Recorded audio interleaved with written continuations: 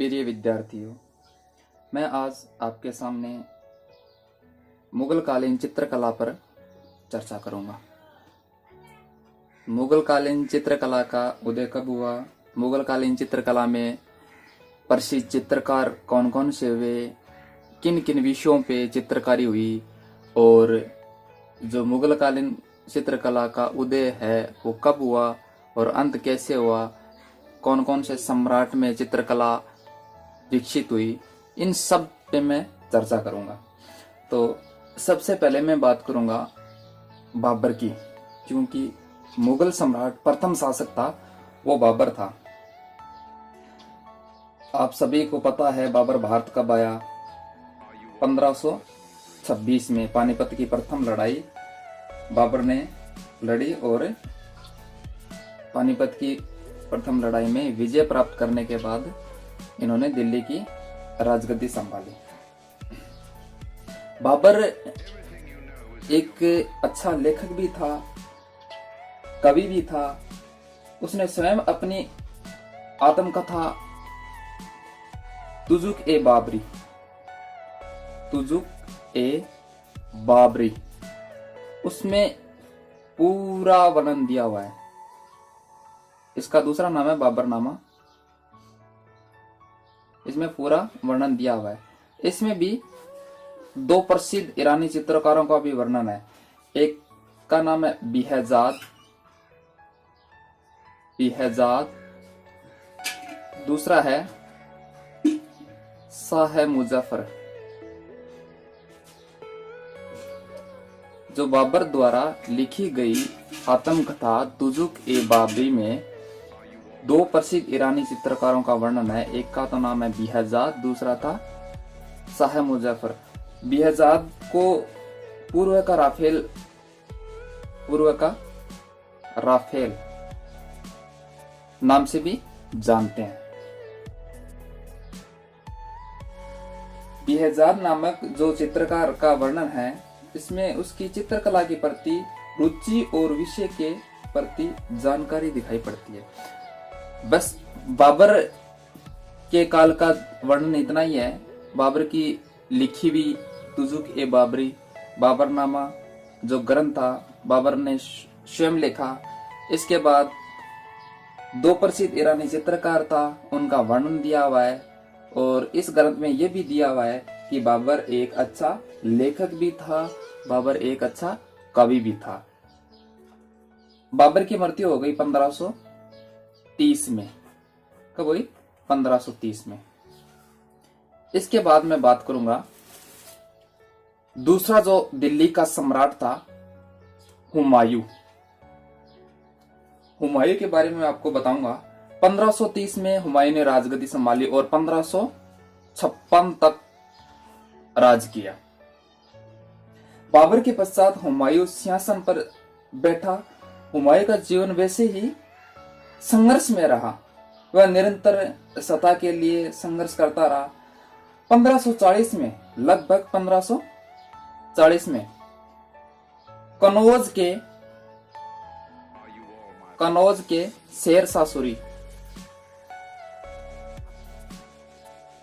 शेरशाह से पराजित होकर ये होने के बाद अमरकोट जो सिंध में आता है, राणा की शरण में पहुंचा। यही 1542 के अंदर हुमायूं के एक लड़का हुआ, उसका नाम था अकबर। अकबर का जन्म याद रखना 1542 में। 1542 में इनका एक पुत्र हुआ, उसका नामकरण हुआ अकबर। 1545 में हुमायूं ने पुनः अपना खोया हुआ दिल्ली का राज्य प्राप्त किया।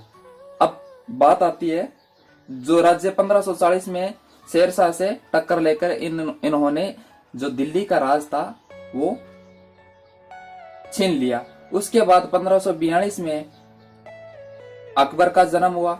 1545 में दिल्ली का जो खोया हुआ राज्य था वो इनको वापस मिला। ठीक है, अब बात करते हैं चित्रकारों की। चित्रकार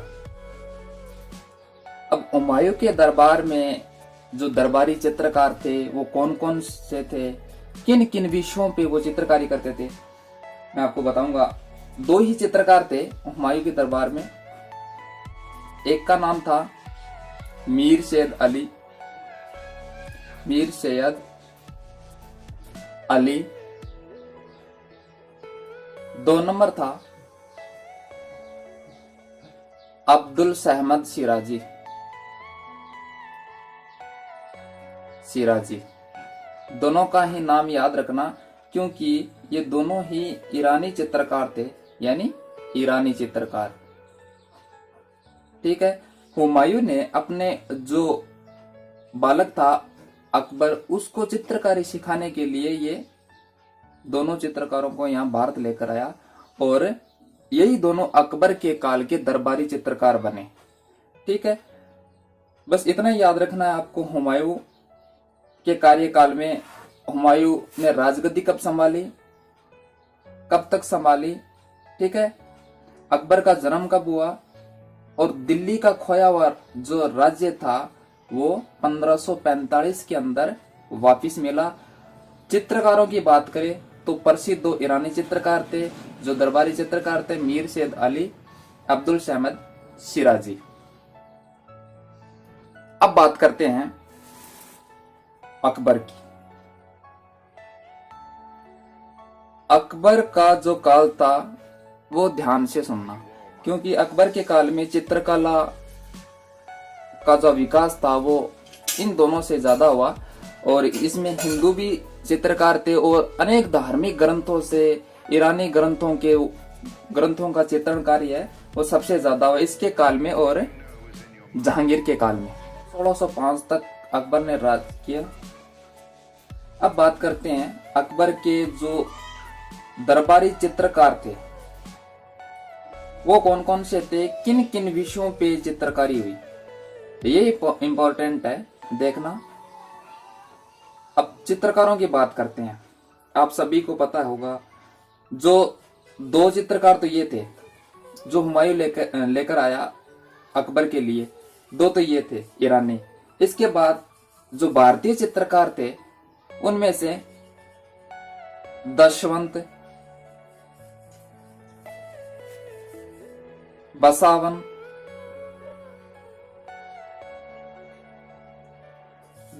दशवंत, बसावन, तारा, हरवंश,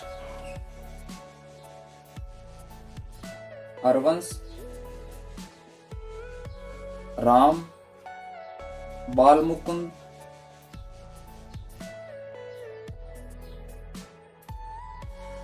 मिस्किन,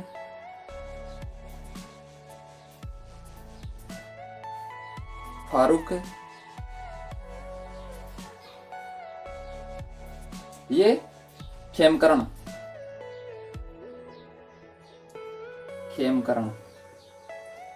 ये प्रसिद्ध दरबारी चित्रकार थे। 2 तो ये थे और ये थे भारतीय। अब बात करते हैं इन चित्रकारों ने मिलकर जो जिन विषयों पे चित्रकारी की वो कौन कौन से थे। अब विषय है भारतीय और अभारतीय, दोनों विषयों पे अकबर के काल में चित्रकारी हुई। भारतीय विषयों पे बात करें तो पौराणिक ग्रंथ जैसे रामायण है, महाभारत, नल दमयंती,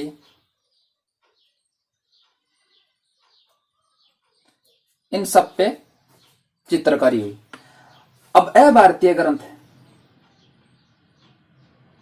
जो विदेशी ग्रंथ है, ईरानी ग्रंथ है, तुर्की ग्रंथ है, वो कौन कौन से थे वो देखो। अनवार ए सुहेली, अनवार ए सुहेली, तैमूरनामा,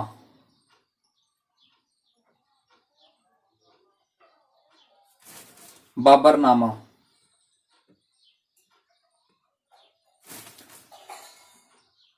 शाहनामा, अकबरनामा,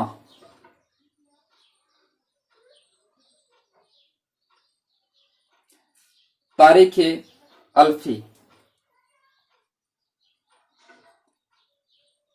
अल्फी आदि ग्रंथों का चित्रण है वो अकबर के काल में हुआ।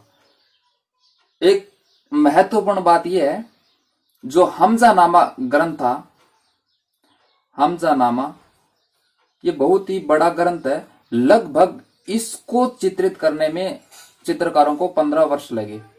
और ये ग्रंथ था हुमायूं के टाइम में। इन दोनों चित्रकारों ने, जो मीर सैयद अली और अब्दुल समद सिराजी थे, इन दोनों ने मिलकर इनका चित्रण का जो कार्य था वो आरंभ किया। लेकिन हुमायूं की मृत्यु के बाद बाकी जो बचा चित्रण का कार्य था हमजानामा का, वो अकबर के काल के जो ये दरबारी चित्रकार थे उन्होंने 15 वर्ष में पूर्ण किया। ये बात ध्यान में रखनी है आप।